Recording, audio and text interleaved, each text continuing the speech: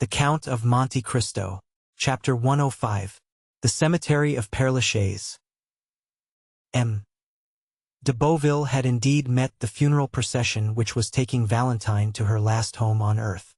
The weather was dull and stormy.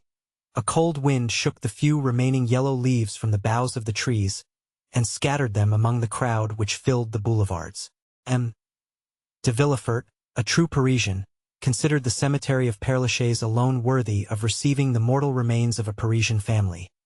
There alone the corpses belonging to him would be surrounded by worthy associates. He had therefore purchased a vault, which was quickly occupied by members of his family. On the front of the monument was inscribed, "The families of Saint Mérin and Villefort," for such had been the last wish expressed by poor Renée, Valentine's mother. The pompous procession therefore wended its way towards Père Lachaise from the Faubourg Saint-Honoré. Having crossed Paris, it passed through the Faubourg du Temple, then leaving the exterior boulevards it reached the cemetery. More than 50 private carriages followed the 20 mourning coaches, and behind them more than 500 persons joined in the procession on foot. These last consisted of all the young people whom Valentine's death had struck like a thunderbolt, and who, notwithstanding the raw chilliness of the season, could not refrain from paying a last tribute to the memory of the beautiful, chaste, and adorable girl, thus cut off in the flower of her youth. As they left Paris, an equipage with 4 horses at full speed was seen to draw up suddenly. It contained Monte Cristo. The Count left the carriage and mingled in the crowd who followed on foot. Châteaurenaud perceived him and immediately alighting from his coupe, joined him. Beauchamp did the same. The Count looked attentively through every opening in the crowd. He was evidently watching for someone, but his search ended in disappointment. "Where is Morel?" he asked. "Do either of these gentlemen know where he is?" "We have already asked that question," said Châteaurenaud. "For none of us has seen him." The Count was silent, but continued to gaze around him. At length they arrived at the cemetery. The piercing eye of Monte Cristo glanced through clusters of bushes and trees, and was soon relieved from all anxiety, for seeing a shadow glide between the yew trees, Monte Cristo recognized him whom he sought. One funeral is generally very much like another in this magnificent metropolis. Black figures are seen scattered over the long white avenues. The silence of earth and heaven is alone broken by the noise made by the crackling branches of hedges planted around the monuments. Then follows the melancholy chant of the priests, mingled now and then with a sob of anguish, escaping from some woman concealed behind a mass of flowers. The shadow Monte Cristo had noticed passed rapidly behind the tomb of Abélard and Héloïse, placed itself close to the heads of the horses belonging to the hearse, and following the undertaker's men, arrived with them at the spot appointed for the burial. Each person's attention was occupied. Monte Cristo saw nothing but the shadow, which no one else observed. Twice the Count left the ranks to see whether the object of his interest had any concealed weapon beneath his clothes. When the procession stopped, this shadow was recognized as Morel, who, with his coat buttoned up to his throat, his face livid, and convulsively crushing his hat between his fingers, leaned against a tree, situated on an elevation commanding the mausoleum, so that none of the funeral details could escape his observation. Everything was conducted in the usual manner. A few men, the least impressed of all by the scene, pronounced a discourse, some deploring this premature death, others expatiating on the grief of the father, and one very ingenious person quoting the fact that Valentine had solicited pardon of her father for criminals on whom the arm of justice was ready to fall, until at length they exhausted their stores of metaphor and mournful speeches, elaborate variations on the stanzas of Malherbe to Du Purrier. Monte Cristo heard and saw nothing, or rather he only saw Morel, whose calmness had a frightful effect on those who knew what was passing in his heart. "See," said Beauchamp, pointing out Morel to Debray. "What is he doing up there?" And they called Châteaurenaud's attention to him. "How pale he is," said Châteaurenaud, shuddering. "He is cold," said Debray. "Not at all," said Châteaurenaud slowly. "I think he is violently agitated. He is very susceptible." "Bah," said Debray. "He scarcely knew Mademoiselle de Villefort, you said so yourself." "True. Still I remember he danced 3 times with her at Madame de Morcerf's. Do you recollect that ball, Count, where you produced such an effect?" "No, I do not," replied Monte Cristo, without even knowing of what or to whom he was speaking. So much was he occupied in watching Morrel, who was holding his breath with emotion. "The discourse is over. Farewell, gentlemen," said the Count, unceremoniously, and he disappeared without anyone seeing whither he went. The funeral being over, the guests returned to Paris. Châteaurenaud looked for a moment for Morrel, but while they were watching the departure of the Count, Morrel had quitted his post, and Châteaurenaud, failing in his search, joined Debray and Beauchamp. Monte Cristo concealed himself behind a large tomb and awaited the arrival of Morrel, who by degrees approached the tomb now abandoned by spectators and workmen. Morrel threw a glance around, but before it reached the spot occupied by Monte Cristo the latter had advanced yet nearer, still unperceived. The young man knelt down. The Count, with outstretched neck and glaring eyes, stood in an attitude ready to pounce upon Morrel upon the first occasion. Morrel bent his head till it touched the stone. Then clutching the grating with both hands, he murmured, "Oh, Valentine!" The Count's heart was pierced by the utterance of these two words. He stepped forward, and touching the young man's shoulder, said, "I was looking for you, my friend." Monte Cristo expected a burst of passion, but he was deceived, for Morrel, turning round, said calmly, "You see, I was praying." The scrutinizing glance of the Count searched the young man from head to foot. He then seemed more easy. "Shall I drive you back to Paris?" he asked. "No, thank you. Do you wish anything? Leave me to pray." The Count withdrew without opposition, but it was only to place himself in a situation where he could watch every movement of Morrel, who at length arose, brushed the dust from his knees, and turned towards Paris, without once looking back. He walked slowly down the Rue de la Raquette. The Count, dismissing his carriage, followed him about 100 paces behind. Maximilian crossed the canal and entered the Rue Meslay by the boulevards. 5 minutes after the door had been closed on Morrel's entrance, it was again opened for the Count. Julie was at the entrance of the garden, where she was attentively watching Penelon, who, entering with zeal into his profession of gardener, was very busy grafting some Bengal roses. "Ah, Count!" she exclaimed, with the delight manifested by every member of the family whenever he visited the Rue Meslay. "Maximilian has just returned, has he not, madame?" asked the Count. "Yes, I think I saw him pass. But pray call Emmanuel." "Excuse me, madame, but I must go up to Maximilian's room this instant," replied Monte Cristo. "I have something of the greatest importance to tell him." "Go, then," she said with a charming smile, which accompanied him until he had disappeared.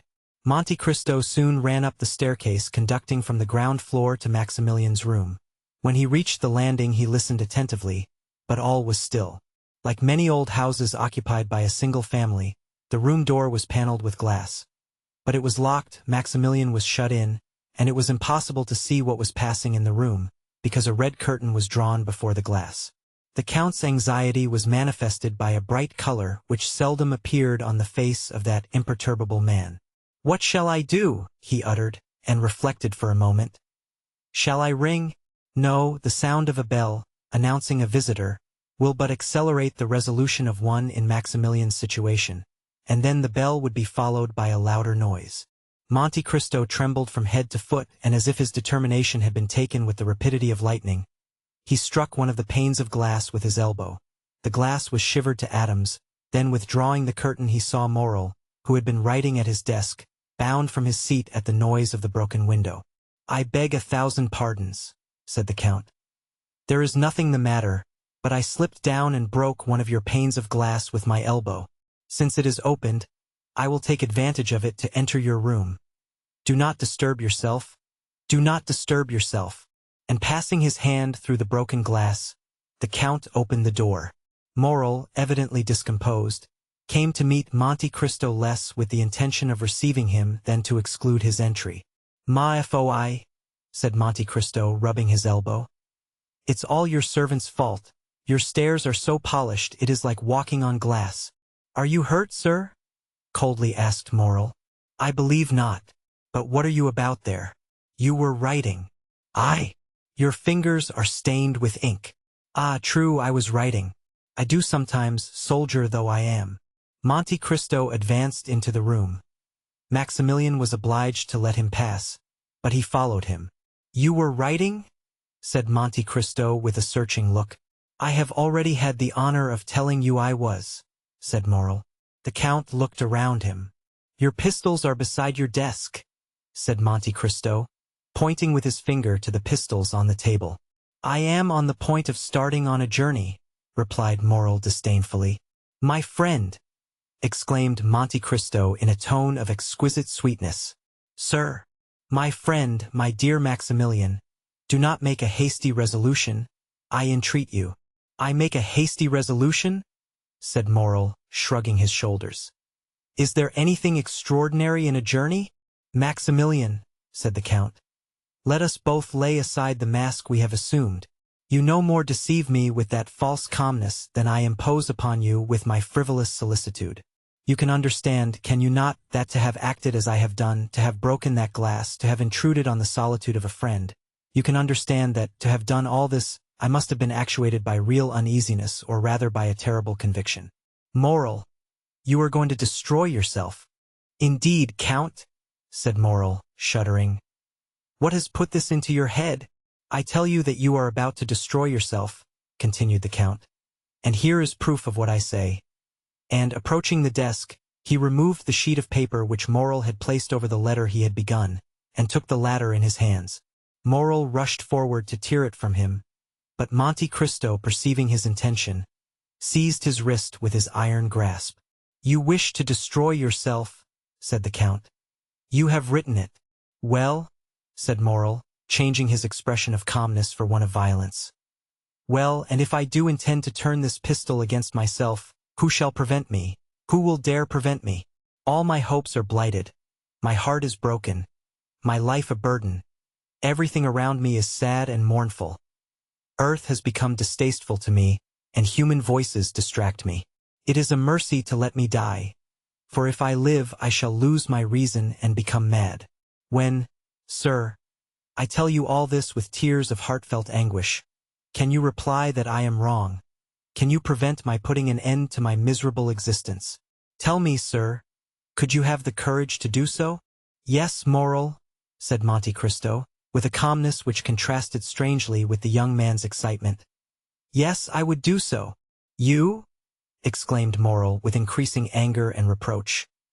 "You, who have deceived me with false hopes, who have cheered and soothed me with vain promises, when I might, if not have saved her, at least have seen her die in my arms. You, who pretend to understand everything, even the hidden sources of knowledge, and who enact the part of a guardian angel upon earth, and could not even find an antidote to a poison administered to a young girl. Ah, sir, indeed you would inspire me with pity, were you not hateful in my eyes." "Morel."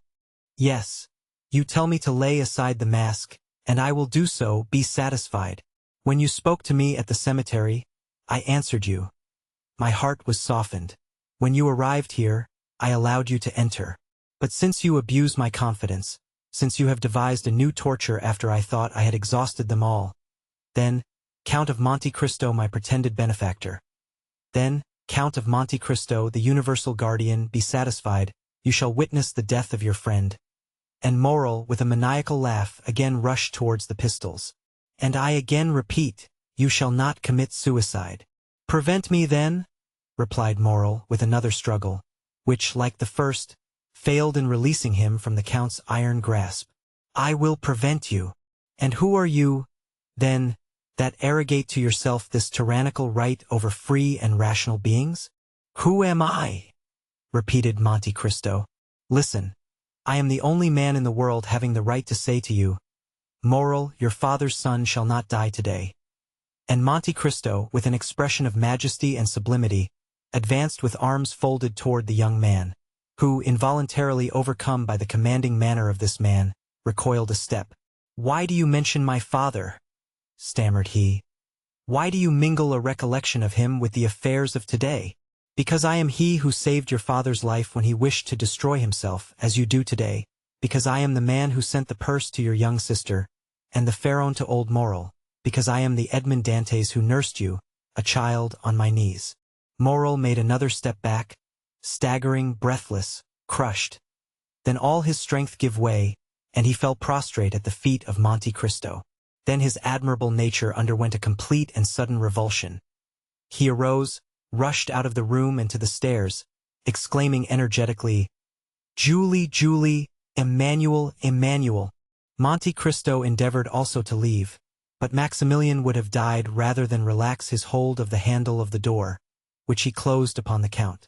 Julie, Emmanuel, and some of the servants ran up in alarm on hearing the cries of Maximilian. Morel seized their hands, and opening the door exclaimed in a voice choked with sobs, on your knees, he is our benefactor, the savior of our father. He is." He would have added Edmond Dantes, but the Count seized his arm and prevented him. Julie threw herself into the arms of the Count. Emmanuel embraced him as a guardian angel. Morel again fell on his knees and struck the ground with his forehead. Then the iron-hearted man felt his heart swell in his breast. A flame seemed to rush from his throat to his eyes. He bent his head and wept. For a while nothing was heard in the room but a succession of sobs, while the incense from their grateful hearts mounted to heaven. Julie had scarcely recovered from her deep emotion when she rushed out of the room, descended to the next floor, ran into the drawing-room with childlike joy and raised the crystal globe which covered the purse given by the unknown of the Allies de Mailhen. Meanwhile, Emmanuel in a broken voice said to the Count, "Oh, Count, how could you, hearing us so often speak of our unknown benefactor, seeing us pay such homage of gratitude and adoration to his memory, how could you continue so long without discovering yourself to us? Oh, it was cruel to us, and dare I say it? To you also." "Listen, my friends," said the Count. "I may call you so since we have really been friends for the last 11 years. The discovery of this secret has been occasioned by a great event which you must never know. I wished to bury it during my whole life in my own bosom, but your brother Maximilian wrested it from me by a violence he repents of now, I am sure." Then turning around, and seeing that Morel, still on his knees, had thrown himself into an armchair, he added in a low voice, pressing Emmanuel's hand significantly, "Watch over him." "Why so?" asked the young man, surprised. "I cannot explain myself, but watch over him." Emmanuel looked around the room and caught sight of the pistols. His eyes rested on the weapons and he pointed to them. Monte Cristo bent his head. Emmanuel went towards the pistols. "Leave them," said Monte Cristo. Then walking towards Morel, he took his hand. The tumultuous agitation of the young man was succeeded by a profound stupor. Julie returned, holding the silken purse in her hands, while tears of joy rolled down her cheeks, like dewdrops on the rose. "Here is the relic," she said. "Do not think it will be less dear to us now we are acquainted with our benefactor." "My child," said Monte Cristo, coloring, "allow me to take back that purse? Since you now know my face, I wish to be remembered alone through the affection I hope you will grant me." "Oh," said Julie, pressing the purse to her heart. "No, no, I beseech you do not take it. For some unhappy day you will leave us, will you not?" "You have guessed rightly, madame," replied Monte Cristo, smiling. "In a week I shall have left this country, where so many persons who merit the vengeance of heaven lived happily, while my father perished of hunger and grief." While announcing his departure, the Count fixed his eyes on Morel, and remarked that the words, "I shall have left this country," had failed to rouse him from his lethargy. He then saw that he must make another struggle against the grief of his friend, and taking the hands of Emmanuel and Julie, which he pressed within his own, he said with the mild authority of a father, "My kind friends, leave me alone with Maximilian." Julie saw the means offered of carrying off her precious relic, which Monte Cristo had forgotten. She drew her husband to the door. "Let us leave them," she said. The Count was alone with Morel, who remained motionless as a statue. "Come," said Monte Cristo, touching his shoulder with his finger. "Are you a man again, Maximilian?" "Yes, for I begin to suffer again." The Count frowned, apparently in gloomy hesitation. "Maximilian, Maximilian," he said, "the ideas you yield to are unworthy of a Christian." "Oh, do not fear, my friend," said Morel, raising his head, and smiling with a sweet expression on the Count. "I shall no longer attempt my life. Then we are to have no more pistols, no more despair? No. I have found a better remedy for my grief than either a bullet or a knife. Poor fellow, what is it? My grief will kill me of itself. My friend, said Monte Cristo, with an expression of melancholy equal to his own. Listen to me. One day, in a moment of despair like yours, since it led to a similar resolution, I also wished to kill myself. One day your father, equally desperate, wished to kill himself too. If anyone had said to your father, at the moment he raised the pistol to his head, if anyone had told me, when in my prison I pushed back the food I had not tasted for 3 days, if anyone had said to either of us then, "Live, the day will come when you will be happy and will bless life," no matter whose voice had spoken, we should have heard him with the smile of doubt or the anguish of incredulity. And yet how many times has your father blessed life while embracing you? How often have I myself? Ah, exclaimed Morrel, interrupting the Count. You had only lost your liberty, my father had only lost his fortune, but I have lost Valentine. Look at me, said Monte Cristo, with that expression which sometimes made him so eloquent and persuasive. Look at me. There are no tears in my eyes, nor is there fever in my veins. Yet I see you suffer. You, Maximilian, whom I love as my own son. Well, does not this tell you that in grief, as in life, there is always something to look forward to beyond?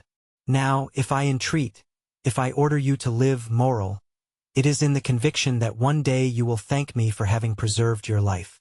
Oh, heavens, said the young man. Oh, heavens. What are you saying, Count? Take care. But perhaps you have never loved. Child, replied the Count. I mean, as I love.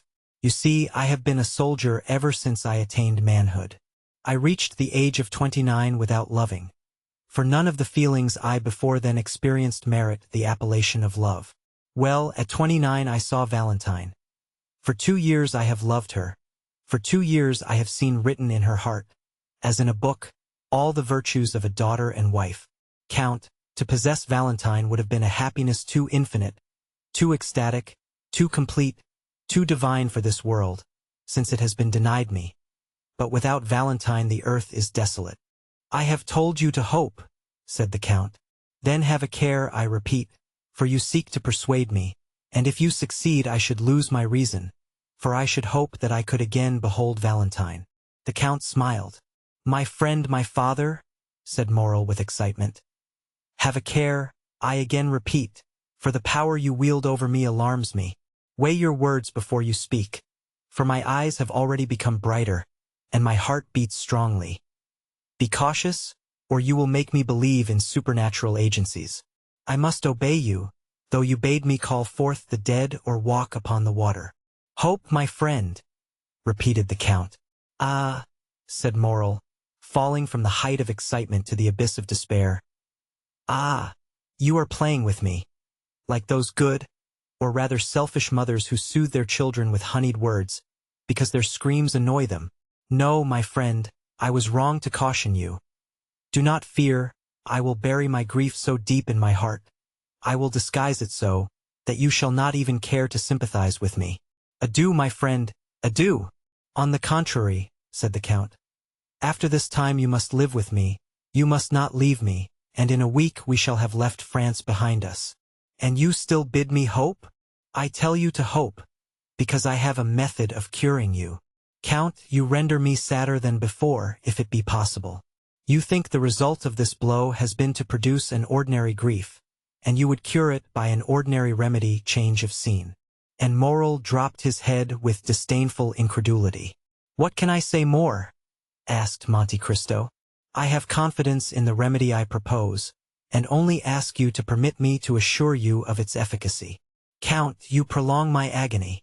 Then, said the Count, your feeble spirit will not even grant me the trial I request? Come, do you know of what the Count of Monte Cristo is capable? Do you know that he holds terrestrial beings under his control? Nay, that he can almost work a miracle? Well, wait for the miracle I hope to accomplish, or, repeated Morrel, or, take care, Morrel, lest I call you ungrateful. Have pity on me, Count. I feel so much pity towards you, Maximilian, that listen to me attentively. If I do not cure you in a month, to the day, to the very hour, mark my words, moral, I will place loaded pistols before you, and a cup of the deadliest Italian poison. A poison more sure and prompt than that which has killed Valentine. Will you promise me? Yes, for I am a man and have suffered like yourself, and also contemplated suicide. Indeed, often since misfortune has left me I have longed for the delights of an eternal sleep. But you are sure you will promise me this? Said Moral, intoxicated. I not only promise, but swear it, said Monte Cristo, extending his hand. In a month, then, on your honor, if I am not consoled, you will let me take my life into my own hands, and whatever may happen you will not call me ungrateful? In a month, to the day, the very hour, and the date is a sacred one, Maximilian. I do not know whether you remember that this is the 5th of September. It is 10 years today since I saved your father's life, who wished to die. Moral seized the Count's hand and kissed it. The Count allowed him to pay the homage he felt due to him. In a month you will find on the table, at which we shall be then sitting, good pistols and a delicious draught. But, on the other hand, you must promise me not to attempt your life before that time. Oh, I also swear it. Monte Cristo drew the young man towards him, and pressed him for some time to his heart. And now, he said, after today you will come and live with me. You can occupy Haydée's apartment, and my daughter will at least be replaced by my son. Haydée? Said Moral. What has become of her? She departed last night. To leave you, to wait for me. Hold yourself ready then to join me at the Champs-Élysées, and lead me out of this house without anyone seeing my departure. Maximilian hung his head, and obeyed with childlike reverence.